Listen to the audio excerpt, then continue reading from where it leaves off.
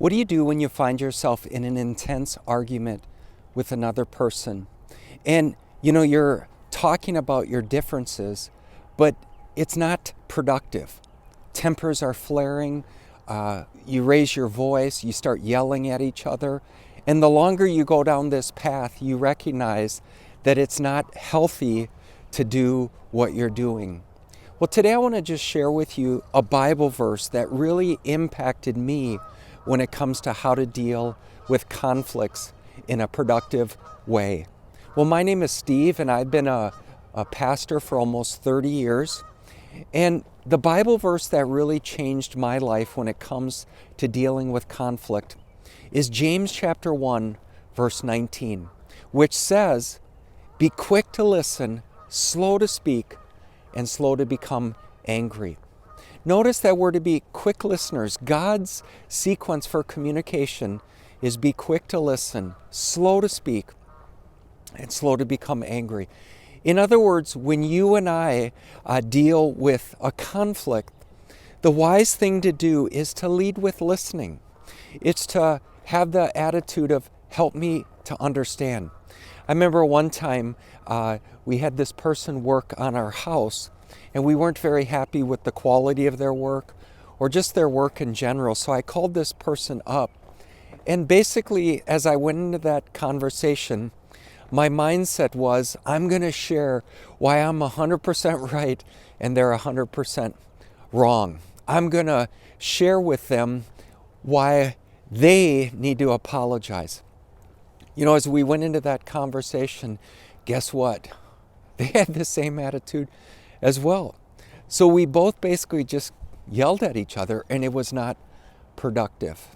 What if I would have practiced that Bible verse?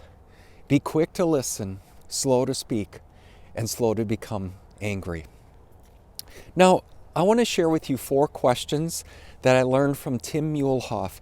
And I think these questions will help you to lead with listening. And the first question is, what does the person believe?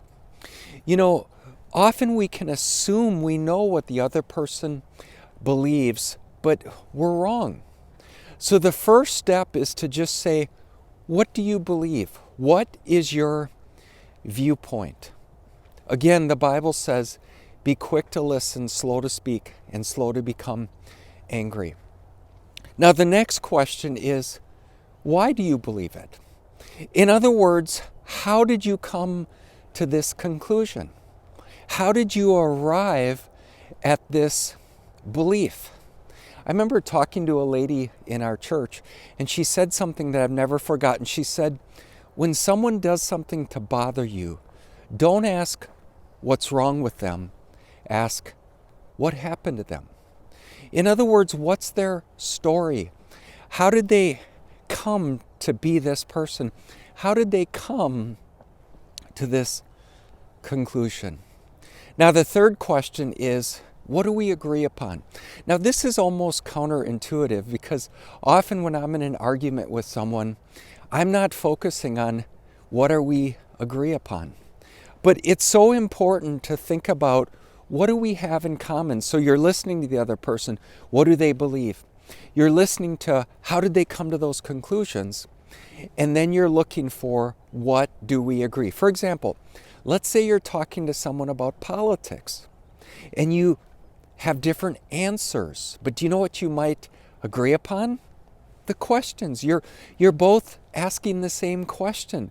How can our country be prosperous and successful? Let's say you're talking to someone of a different religious view. You're Christian and they're Muslim. Yes, you disagree on the answers, but do you know what you have in common? You're both asking the same questions. How can we be made right with God? How can we have a relationship with God? Now, here's the fourth question. Based on all of that, how do I respond? Now, do you see how we've led with listening? We've asked, what do you believe? How did you come to that conclusion? Here's where we agree.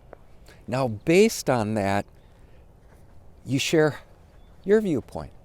And when you do, I suggest you use I statements. I feel or I think. I think back to that argument I had with that guy who worked on our house, and I wonder what would have happened if I would have just led with listening.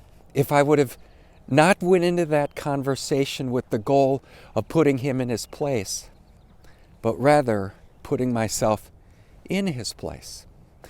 If I would have said, what do you believe? Okay? Why do you believe it? Where do we agree? Now here's my assessment. May you be quick to listen, slow to speak, and slow to become angry.